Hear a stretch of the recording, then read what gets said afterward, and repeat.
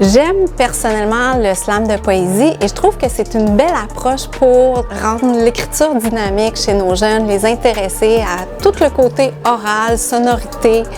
À la base, les jeunes sont vraiment pas familiarisés avec ça.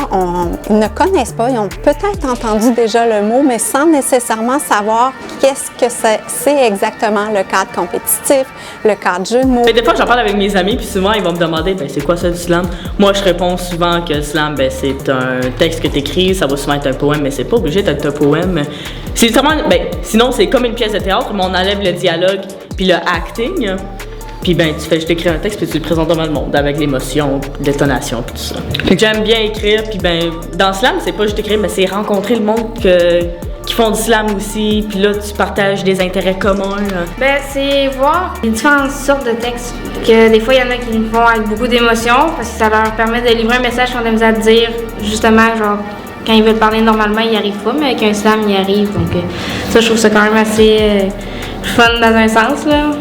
C'est très créatif, c'est s'exprimer, c'est un passe-temps dans le fond. Puis aussi d'écouter les autres, qu'est-ce qu'ils font, c'est super. Monter sur scène, c'est pas nécessairement ma partie préférée, mais vraiment d'écouter les autres, c'est le fun.